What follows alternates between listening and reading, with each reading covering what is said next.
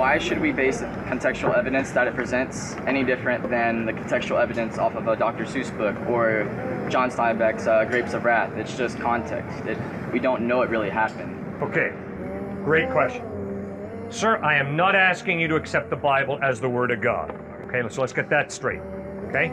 I think it's ridiculous for me to say, well, the Bible's the Word of God. There's no way I could show that, so forget that, okay? What I am asking you to accept is the Gospels of Matthew, Mark, Luke, and John as historically reliable. Okay. In other words, I am convinced that the evidence is Matthew, Mark, Luke, and John are a historical narrative that is reliable.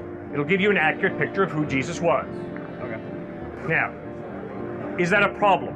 Or can you accept that as historically accurate? I don't have enough time to check the credibility, but I'm sure they're pretty credible from what you're saying. They sound pretty credible. So, yeah. Great question. The Gospels were written. The Gospels were written within 20 to 60 years after Christ, which means they were written by eyewitnesses or by those who knew eyewitnesses of Christ. I don't think it's wise of you to trust me. Well, yeah, I don't have any direction, so I'm trying to find which way to go. Okay, well, thank you for your honesty. I appreciate it and respect that. All right, now just let me share with you how I did it. Okay. Nothing sacred about the way I did it, but I would plead with you, you got to come up with your own tests that you use to determine whether a document, any document, is historically reliable or not. You got a history department right there, right?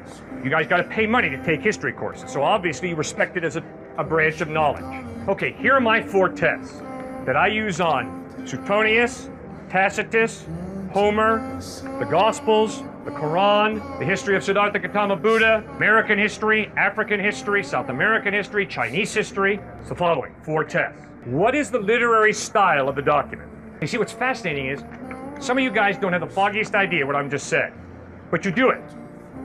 Unconsciously, you do what I just said. What I just said is respect literary style. And some of you are thinking, what? What's that? When you go to biology class, do you read a biology textbook the same way you read the plays of William Shakespeare? Good. That's an example of respecting literary style. You know that science textbook, scientific writing, is not the same as a play by William Shakespeare. Do you read a play of William Shakespeare the same way you would read a poem? Nope.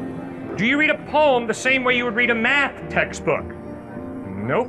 Okay, that's what that is. You're respecting literary style. So, you obviously have to learn what is a literary style of historical narrative.